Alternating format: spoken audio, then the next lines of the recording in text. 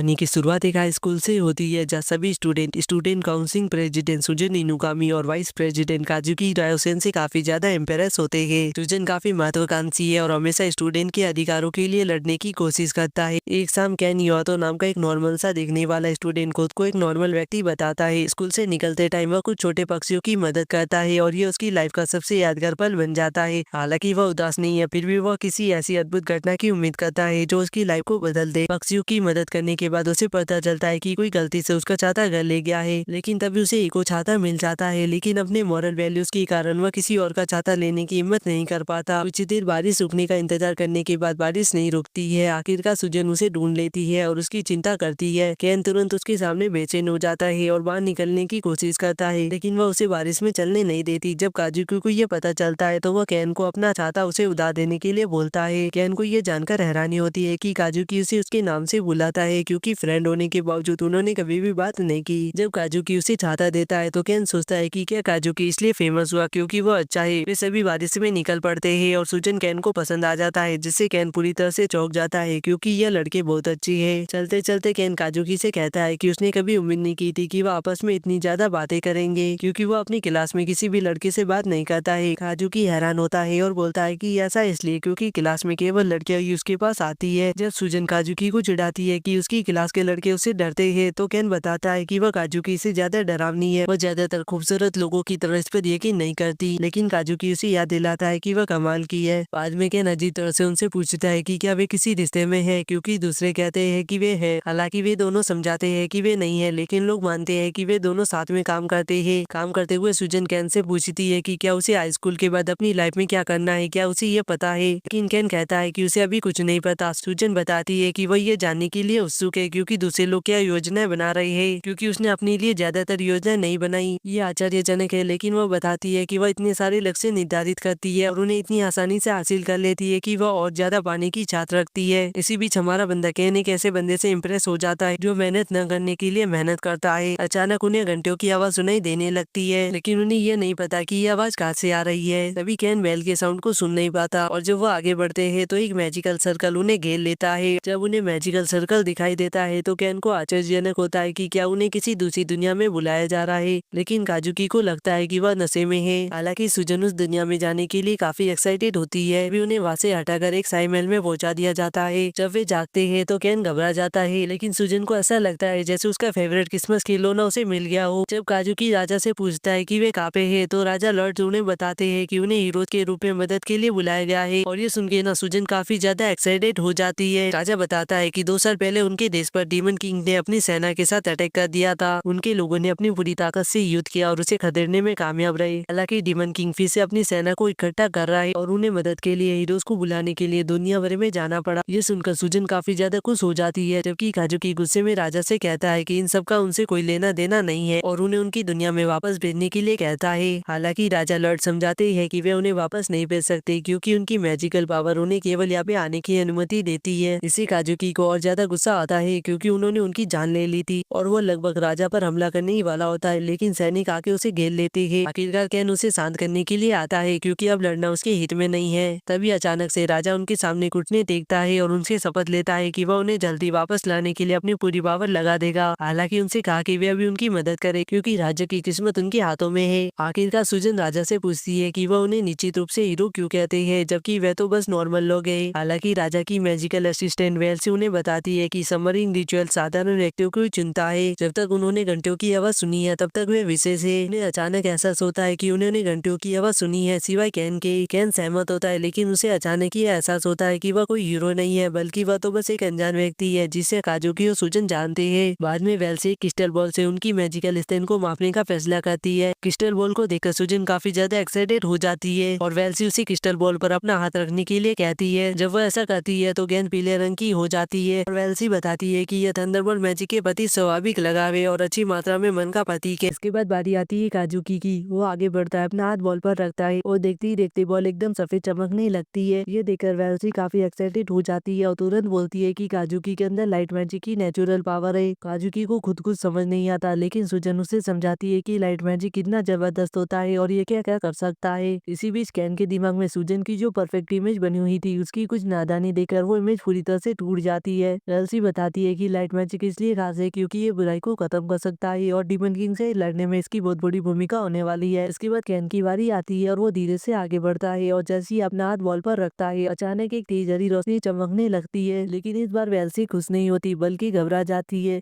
वो बिना ही पल गवाए कैन को पकड़ती है और सीधे शाही महल की तरफ ले जाती है राजा से मिलाने के लिए। महल पहुंचकर वो राजा को बताती है कि बाकी लोगों में कुछ खास ताकत है लेकिन कैन को लेकर वो काफी परेशान है। राजा मजाक मजाक में पूछता है कि कहीं कैन के अंदर डार्क मैजिक तो नहीं है, लेकिन जैसी वेल्सी बताती है कि क्रिस्टल बॉल हरी हो गई थी, महल में मौजूद हर इंसान के चेहरे का रंग उड़ जाता है। जब वेल्सी कैन के पास मौजूद उस खतरनाक मैजिक के बारे में बताने लगती है तो राजा उसे तुरंत चुप करा देता है और कहता है कि ये बात यहाँ पे जोर से मत बोलो। वो तुरंत आदेश देता है कि कैन को उसकी सुरक्षा के लिए शहर के अंदर के एक सीक्रेट जगह पे शिफ्ट कर दिया जाए। कैन घबराकर पूछता है कि आखिर माजरा क्या है, क्योंकि उसे डर लग रहा था कि कहीं उसके अंदर कोई खतरनाक ताकत तो नहीं है। राजा उसे समझाता है कि उसकी जैसी ताकत कुछ और लोगों के पास भी है और उनमें से एक इंसान इतना खतरनाक है कि वो कैन को अपने साथ ले जाने की कोशिश कर सकता है। तभी अचानक एक आदमी दीवार के आर पार चलता हुआ अंदर आ जाता है। ये देखकर सबके रोंगटे खड़े हो जाते हैं। तभी रोज नाम की एक लड़की राजा से पूछती है कि समनिंग रिचुअल कैसा रहा। जब वो सिंहासन के सामने आती है तो उसकी नजर कैन पर पड़ती है। वो सीधा उससे पूछती है कि क्या तुम हीरो हो। राजा पूरी कोशिश करता है कि ये बात यह भी दबा दी जाए। वो कैन को बस एक रैंडम सा बच्चा बताता है, लेकिन रोज उसकी तरफ देखती है और उसे उसका नाम पूछ लेती है। जैसे कैन अपना नाम बताता है तो रोज भी खुद का इंट्रोडक्शन देती है और कहती है कि वो लाइनर किंगडम की रिचुअल टीम की कैप्टन है। कैन को ये बात थोड़ी अजीब सी लगती है क्योंकि रोज का स्वभाव काफी अजीब था और ऐसी पर्सनैलिटी वाली टीम की लीडर हो उसे समझ नहीं आता। तभी वेल्सी रोज से कहती है कि वो उसके साथ सर्कल बॉलरूम चले ताकि वह मौजूद बाकी हीरो से मिल सके, लेकिन उनकी बात जाने से पहले केन एक बार फिर से राजा से पूछ बैठता है कि क्रिस्टल बॉल का हरा चमकना आखिर क्या मतलब रखता है। ये सुनती माहौल एकदम ठंडा पड़ जाता है। सब लोग कांप जाते हैं क्योंकि रोज अभी भी कमरे में मौजूद है और वो धीरे धीरे कैन की तरफ मुड़ती है। राजा तुरंत वेल्सी को इशारा करता है कि कैन को सुरक्षित जगह ले जाया जाए। वेल्सी कैन को एक मैजिक बबल में बंद कर देती है और उसे हवा में उठाकर ले जाने लगती है, लेकिन तभी रोज पूरी ताकत से कूदती है। जब कैन हवा में तैर रहा होता है रोज उस बुलबुले पर जोरदार मुक्का मारती है और धड़ाम करके बुलबुला हवा में टूट जाता है और कैन बेहोश हो जाता है। रोज उसके बेहोश शरीर को हवा में उठाती है और सीधे महल के सामने ले जाती है। ये सब देखकर राजा सन्न रह जाता है, लेकिन वो शांति से कहती है कि जैसे उसका काम पूरा हो जाएगा राज्य को एक और फुल्ली टायर हीलर मेज मिल जाएगा। राजा जानता है कि रोज अपनी टीम के लिए इलाज करने वाले जादूगर को ढूंढ रही है, लेकिन वेल्सी उससे विनती करती है क्योंकि कैन कोई योद्धा नहीं है, बस एक मासूम सा रागी था। कुछ ही देर बाद जब बाकी लोगों को कैन के अपहरण की खबर मिलती है तो सब लोग हैरान रह जाते हैं। वेल्सी उन्हें समझाती है कि रोज कैन को मानना नहीं चाहती और वो लोग जानते हैं कि रोज उसे रिसर्च टीम के पास ले जाएगी। वेल्सी आगे बताती है कि कैन के अंदर हीलिंग मैजिक की ताकत है जो इस दुनिया में बेहद कम लोगों के पास होती है। सूजन हैरानी से सोची थी अगर हीलिंग मैजिक है तो इसमें क्या दिक्कत है। भी वेल्सी समझाती है कि रोज की ट्रेनिंग के तरीके काफी अलग और खतरनाक है। जो लोग उस ट्रेनिंग में टिक जाते हैं वो पहले जैसे इंसान नहीं रहते। इधर कैन को रोज से पता चलता है कि उसके अंदर इलाज करने की जादुई शक्ति है। रोज साफ साफ कह देती है कि अब से तुम हमारे साथ रहोगे। शुरुआत में कैन को ये बात ठीक लगती है, लेकिन तभी उसकी नजर बाकी हीलर्स पर पड़ती है। उनकी हालत देखकर कैन के उठ जाते हैं। रोज उनसे उनका परिचय करवाती है, लेकिन कैन डर के मारे भागने की कोशिश करता है। हीलर्स तुरंत उसे घेर लेते हैं और अपने अपने नाम बताने लगते हैं, लेकिन कैन को लगता है कि रोज उसे बलि का बकरा बना रही है। तभी रोज गुस्से में उनमें से एक के सिर पे लात मारती है और सख्ती से कहती है कि इसे डरना बंद करो। रोज बताती है कि वो लोग इलाज के लिए खुद जादू इस्तेमाल नहीं कर सकते बल्कि उन्हें गाइड करने में काम करते हैं। वो आगे कहती है कि उनकी टीम में 2 और हीलर्स भी है, लेकिन आज वो कहीं और मिशन पर गए हुए हैं। आखिर में रोज कैन को घुते हुए कहती है कि अगर तुम जिंदा रहे तो वक्त आने पे हमें तुम्हारी जरूरत पड़ेगी। कैन तय करता है कि वो सब कुछ अपनी डायरी में लिखेगा, लेकिन अचानक उसके हाथों में हरी रोशनी चमकने लगती है, यानी कि हीलिंग मैजिक। कैन खुद कंफ्यूज हो जाता है ये अचानक क्या हो रहा है। 7वें दिन रोज उसे बेरहमी से पीटती है। वो तब तक भागता है जब तक उसे लगता है कि अब तो वो मर ही जाएगा और तभी रोज सच में उसकी पीठ पर जोरदार लात मार देती है। हमले के बीच कैन के दिमाग में बस एक ही ख्याल आता है, कहीं रोज ने मेरी डायरी तो नहीं पढ़ ली। 8वें दिन लात गुस्से, 9वां दिन फिर वही पीठ पे लात। कैन दर्द के मारे फिर से चिल्लाने लगता है, लेकिन तभी उसके हाथ फिर से हरे हो जाते हैं और वो हैरान रह जाता है और उसे अब दर्द महसूस नहीं हो रहा था। 10वें दिन कैन को अपनी मर्जी से हीलिंग पावर इस्तेमाल करना आ जाता है और वो जितना भी दौड़ता थकता ही नहीं, लेकिन ये एक नई बेचैनी पैदा होती है। वो बस दौड़ रहा था बिना किसी मकसद के। वो सोचता है कि मैं कभी काजू की और सूजन की मदद करने लायक बन पाऊंगा।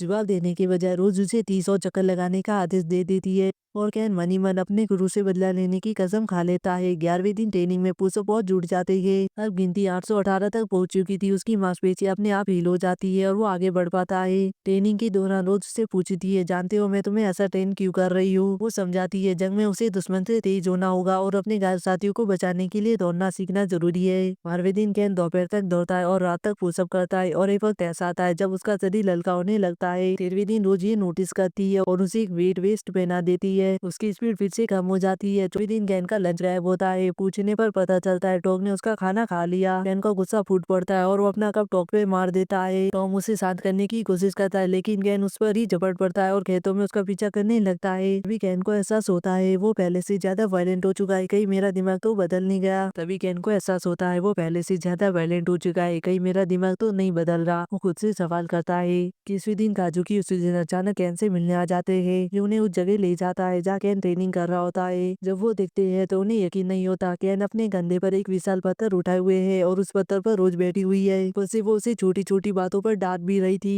कैन जोर लगाता है और जब रोज उसे फिर से कीड़ा कहती है तो वो जवाब में जीभ निकाल देता है। रोज का ध्यान तुरंत उस पर जाता है। वो पत्थर को और नीचे दबा देती है, इतना कि कैन के भाई लगभग जवाब दे देती है। वो लगभग कुचल जाता है लेकिन उसका शरीर फिर से हील हो जाता है। कैन पत्थर को वापस उस पर धकेल देता है। ये देखकर रोज मुस्कुराती है, अच्छा तू आदमी बन रहा है। वो कहती है कि शायद वो इसे जल्दी बार भेज पाएगी। इस रफ्तार को देखकर काजुकी और सुजन को यकीन नहीं होता कि वो कैन है। सुजन तो उसकी मांसपेशियों को देखकर लाल टपकाने लगती है। लेकिन तभी माहौल बदलता है। हीरोज के साथ आया एक अधिकारी सिंगास गुस्से में रोज का कॉलर पकड़ लेता है। वो चिल्लाता है, तुम क्या कर रही हो, तुम एक उज्जवल भविष्य वाले लड़के को बर्बाद कर रही हो। वो सिंगास को पहचान लेती है, वो एक योद्धा है। साफ कहती है कि मैं कैन को अपना राइट हैंड बना रही हूँ तो उसे इतना मजबूत होना ही होगा। कैन ये सुनकर चौंक जाता है। तीनों जाके कहती है कि वो उसके हार न मानने के जज्बे और ट्रेनिंग सहने की क्षमता से प्रभावित है। वीकेंड समझ जाता है उसकी जीत अब उसी पर भारी पड़ चुकी है। बाद में रोज कैन से कहती है कि वो मेहमानों का स्वागत करे। सिंगा, सुजन और काजुकी उनके साथ आई लड़की के पास भेज देता है। वो लड़की खुद अपना इंट्रोडक्शन देती है, मैं प्रिंस कायलू। जैसे कैन को पता चलता है कि वो राजकुमारी है वो एकदम चौंक जाता है और तुरंत झुककर प्रणाम करता है, लेकिन राजकुमारी उसे आराम से रहने को कहती है। तभी सुजन हंसते हुए बोलती है, काजुकी ने भी पहली बार बिल्कुल यही किया था। थोड़ी देर बाद सबको पता चलता है कि राजकुमारी सबके लिए नाश्ता लेकर आई है और सब बड़े मजे से खाने लगते हैं। खाते खाते काजुकी कैन से पूछता है कि क्या तेरा रोज का ट्रेनिंग भी ऐसा ही होता है। कैन आराम से जवाब देता है, आज वाला ट्रेनिंग सच में आसान था। ये सुनकर दोनों हैरान रह जाते हैं। जब कैन उनसे पूछता है कि उनका ट्रेनिंग कैसा चल रहा है तो काजुकी बताता है कि काफी टफ है, लेकिन साथ ही वो ये भी कहता है कि कमांडर सिंगास और मिस वैली भी बहुत अच्छे टीचर है। वो तलवार और जादू सिखाते वक्त उनकी सेहत और हालत का भी पूरा ध्यान रखते हैं। कैन उन्हें सच में लकी मानता है और मान लेता है कि मिस रोज बहुत ज्यादा सख्त है। तभी कैन को नाश्ता लेने उठता है और जैसे ही वो वापस आता है तो जिनकी नजर उसकी मांसपेशियों पर पड़ जाती है। वो थोड़ी देर अनकंफर्टेबल हो जाती है और बिना किसी वार्निंग के वो उसकी कमीज को ऊपर खींच लेती है, जिससे कि कैन के सिक्स पैक दिख जाते हैं। राजकुमारी लगभग शॉक में चली जाती है। सुजन एक्साइटेड होकर बोलती है, मुझे पता था। वो कैन से थोड़ी देर उसका पेट छूने की परमिशन मांगती है, लेकिन जैसे ही वो आगे बढ़ती है कैन घबराकर काजुकी से कहता है कि इसे रोको। फिर भी सुजन उसके बारे में बातें करती रहती है। अचानक काजुकी कैन से पूछता है, क्या ट्रेनिंग कभी बहुत ज्यादा टफ नहीं लगती। कैन ईमानदारी से जवाब देता है, शुरुआत में तो मैं भागना चाहता था, मिस रोज डरावनी लगती थी, लेकिन अब भागने का मन नहीं करता। वो मान लेता है कि उसे उसकी आदत हो गई है और थोड़ा मजा भी आने लगता है। यह सुनकर सुजन चुप हो जाती है। वो कैन की प्रोग्रेस देखकर खुश होती है। तभी अचानक कैन का हाथ हीलिंग मैजिक से चमक उठता है। वो बताता है कि अब वो जानबूझकर ऐसा कर सकता है ताकि जरूरत पड़ने पर वो उनकी मदद कर सके। सुजन एक्साइटेड होकर उसे चिढ़ाती है, तो मैं जब भी मुसीबत में फंसू तुम मुझे बचाने आओगे। कैन हंसते हुए जवाब देता है, तुम वैसे भी नॉर्मल नहीं हो। थोड़ी देर बाद टॉक कैन के लिए एक नया लंच बॉक्स लेकर आता है ताकि वो पुरानी बातें भूल सके, लेकिन कैन का चेहरा अचानक बदल जाता है। वो टॉक पर गलतियां बरसाने लगता है। टॉक भी पीछे नहीं हटता और कुछ ही सेकंड में दोनों एक दूसरे पे मुक्के बरसाने लगते हैं। लड़ाई इतनी भयंकर होती है कि बाकी लोग शॉक में खड़े रह जाते हैं। किसी को समझ ही नहीं आता कि इन दोनों के बीच में कैसे पड़े। जब सहेलिया घबरा जाती है तो काजुकी शांति से कहता है कि मुझे लगता है कि वो ठीक हो जाएंगे। ये शायद कैन की जिंदगी का हिस्सा ही है। कहते हुए काजुकी को ट्रेनिंग के लिए महल वापस लौट जाता है। कैन को देखकर सुजन सोचती है कि हम तीनों को एक साथ इस दुनिया में बुलाने की जरूर कोई वजह है। उसी रात कैन आते हुए सोचता है कि दोस्तों से दोबारा मिलना कितना अच्छा लगा। उसे याद आता है कि सुजन ने कितनी अजीब तरह से उसकी कमीज उठा दी थी, लेकिन फिर भी वो महसूस करता है लगातार ट्रेनिंग के बाद उसका शरीर सच में बदल चुका है। उसे रोज की बात याद आती है कि स्पीड उसे खुद मैदान में लोगों को बचाने में मदद करेगी। अगली सुबह रोज सीधे कैन से कहती है कि आज बात चल रही है। कैन कुछ बोल पाता उससे पहले वो उस पर एक बड़ा सा बैग फेंक देती है। बाकी लोग समझ जाते हैं कि आखिरकार कैन को बाहर ले जाने का वक्त आ गया, लेकिन कैन खुद अभी भी कंफ्यूज है।